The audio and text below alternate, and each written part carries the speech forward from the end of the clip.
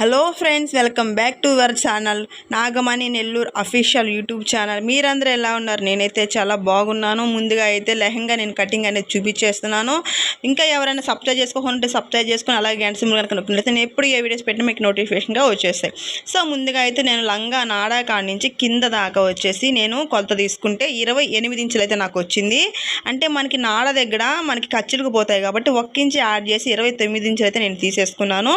So మీరు కూడా ఎవరన్నా నాకు ఎందుకు 29 ఇంచులు తీసుకున్నానంటే ఖర్చు అనేది కింద పట్టి కానీ నేను యాడ్ చేయలేదు. ఎందుకు యాడ్ చేయలేదంటే దీనికి వచ్చేసి డిజైన్ వచ్చిందంటే ఇది మీకు కనిపిస్తుంది కదా, టేప్ చివర డిజైన్ అనేది వచ్చింది. అందువల్ల నేను బార్డర్ అనేది పెడతలేదు, ఆ డిజైన్ అనేది అలానే వదిలేస్తున్నాను.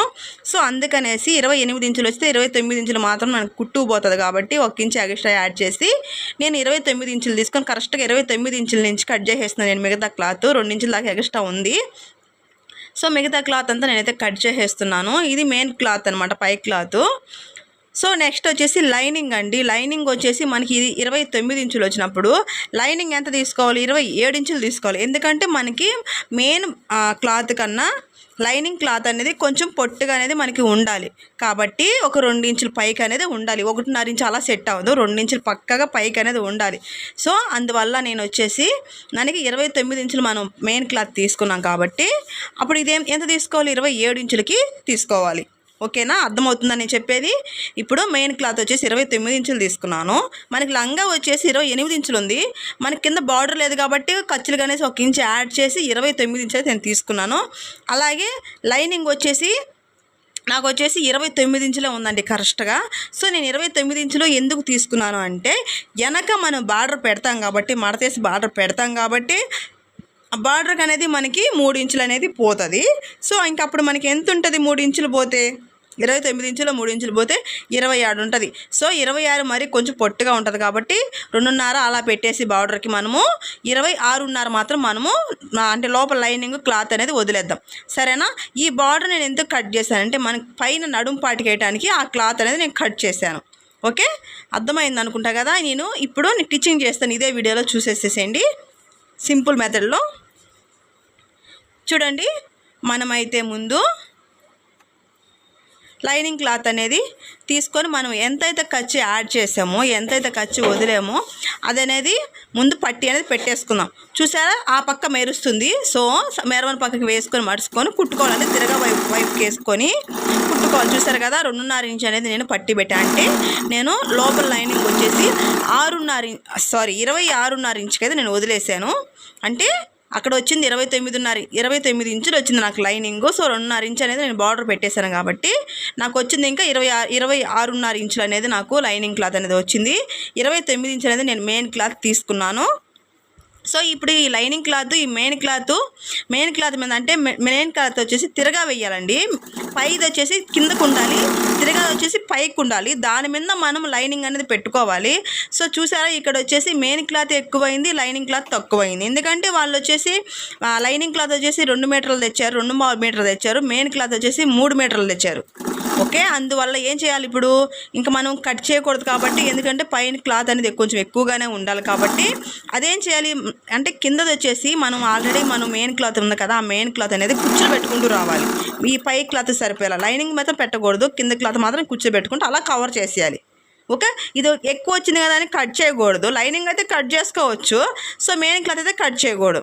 సో ఇంకా మనం ఇక్కడ నుంచి కుచ్చులు స్టార్ట్ చేయాలి కాబట్టి మళ్ళీ చివరి నుంచి మనం ఒకసారి టిచ్చింగ్ చేసుకుంటూ ఒకసారి కుట్టుకొని అనేది వచ్చేద్దాం. చూడండి ఇలాగా.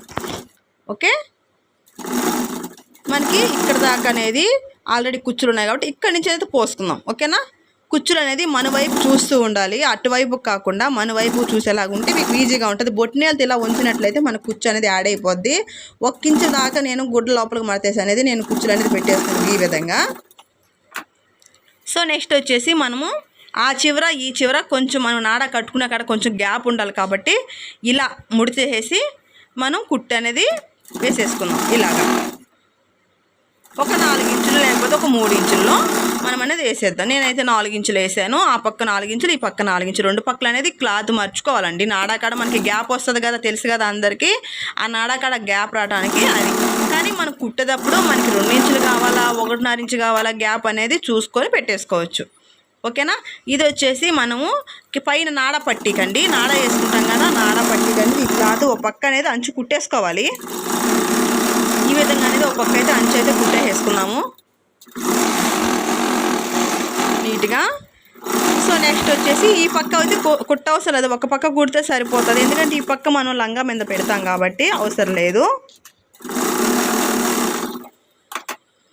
చూసారు కదా, ఇప్పుడైతే లెహంగా మీద పెట్టేసి తిరగా వైపు పెట్టాలి. ఫస్ట్ స్టార్టింగ్ వచ్చేసి తిరగా వైపు, ఇలా తిరగా వైపు పెట్టుకొని టిచ్ చేసుకోవాలి. ఫస్ట్ అనేది రఫ్ చేసుకోండి.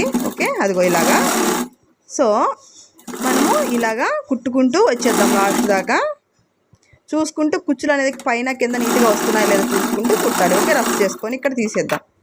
ఇప్పుడు దీన్ని పై వైపుకి మర్చుకోవాలి. మనం ఆల్రెడీ అది పట్టి అంటే నాడ పట్టి మనం కుట్టుకునేటప్పుడు అంటే అంచులు అనేది కుట్టాం కదా, ఆ అంచులు ఏదైతే కుట్టిన కుట్టు ఉందో ఆ టిచ్చింగ్ పాయింట్ ఉంది కదా, ఇక్కడ కుట్టు కనిపిస్తుంది కదా, ఆ కుట్టు మీద అనేది ఇప్పుడు మనం కుట్టే స్టార్ట్ చేసే కుట్టు అనేది దాని మీద వచ్చేలాగా చూసుకోవాలి. అలా వచ్చినట్లయితే మనకి చూడటానికి కూడా నీట్గా ఉంటుంది.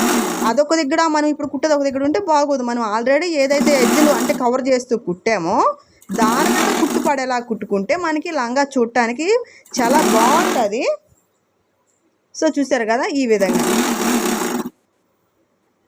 చివరి దాకా అనేది ఇలాగే కుట్టుకుంటూ రావాలి. సో మనకి మధ్యలో ఎక్కడన్నా మనకి లూజ్ వచ్చినట్లయితే, అదిగో చూసారు కదా లూజ్ వచ్చింది కదా, దాన్ని కొంచెం టక్ అనేది చిన్న టక్కు అలా ఇచ్చేసేది సరిపోద్ది. అలా మీకు వచ్చినట్టు, ఇది రబ్బర్ క్లాత్ కాబట్టి మనకి వచ్చింది, నార్మల్ క్లాత్ అయితే రాదు. ఓకే, చూసుకొని పెట్టుకోండి. సో ఈ విధంగా లాస్ట్ దాకా మనం రఫ్ చేసేసి తీసేద్దాం. ఓకే, మళ్ళీ ఇప్పుడు కుట్టిన మన టిచ్చింగ్ పైన అంటే పాదం మందంలో మళ్ళీ ఇంకో టిచ్ అనేది వేయాలి, వేస్తేనే బాగుంటుంది. ఓకేనా, ఇది వేలాగా పాదం మందం అంటే మనం స్టార్టింగ్ ఫస్ట్ కుట్టిన కుట్టు మీద మన పాదం ఉండేలాగా పెట్టుకొని కరెక్ట్గా ఇలా కుట్టుకుంటూ వచ్చేయచ్చు నీట్గా. ఓకేనా, ఈ విధంగా చూసారు కదా, ఈ విధంగా నీట్గా అనేది కుట్టేసుకోవాలి. సో నెక్స్ట్ వచ్చేసి మనం ఆల్రెడీ ఎక్కడైతే మనం నాడ పట్టి కింద గ్యాప్ అయితే వదిలేం కదా, అది ఎంత గ్యాప్ కావాలో అంత గ్యాప్ ఉంచేసుకొని నేనైతే 2 ఇంచుల గ్యాప్లు అనేది పెట్టేశానండి. నేనైతే వేసుకుంది మాత్రం పట్టికి 4 ఇంచులు వేసుకున్నాను ఆ గ్యాపు. సో పెట్టింది మాత్రం 2 ఇంచులకే నేను పెట్టాను, మరి ఎక్కువ ఉన్నా కూడా బాగోదు. సో ఇంకా నీట్గా అన్నీ బాగా వస్తున్నాయి లేదా చూసుకొని 4 మడతలు అనేది బాగా వస్తున్నాయి లేదా చూసుకొని నీట్గా టిచ్ చేసుకొచ్చేయాలి. ఇలాగా మళ్ళీ డబల్ టిచ్ అనేది కన్ఫామ్గా ఉండాలి. ఏ కుట్టుకైనా డబల్ టిచ్ అనేది ఉండాలి. ఓకేనా, సింగిల్ టిచ్ అయితే ఏ కూడా డబల్ టిచ్ చేయాలి. చూసారు కదా, ఎంతో సింపుల్గా అయిపోయింది కదా. మీకు అర్థం కాకపోతే 1కి 2 సార్లు చూడండి, అర్థమైపోతుంది. లాస్ట్న రఫ్ చేసి తీసేయాలి. రఫ్ అనేది మెయిన్ అండి. మీరు ఎన్ని కుట్లు వేసినా రఫ్ అనేది ఖచ్చితంగా ఉంటేనే బాగుంటుంది, లేకపోతే మీరు 10 కుట్లు వేసినా కూడా వేస్టేను. రఫ్ లాగి 1 కుట్టు వేసినా కూడా సరిపోద్ది, కాకపోతే ఖచ్చితంగా అయితే 2 కుట్లు అనేది వేయాలి. చూసారు కదా, లెహంగా అనేది రెడీ అయిపోయింది. చాలా నీట్గా చాలా బాగుంది కదా. ఈ విధంగా చాలా సింపుల్గా కుట్టేవచ్చు. మీకు నెక్స్ట్ నీకు అంబ్రెల్లా కటింగ్ కూడా నేను కట్ చేసి అలాగే టీచింగ్ మీకు చూపించేస్తా. ఓకేనా, చూడండి ఎంత సింపుల్గా అయిపోయింది. ఇంకా ఎవరన్నా ఛానల్ సబ్స్క్రైబ్ చేసుకోకుండా ఉంటే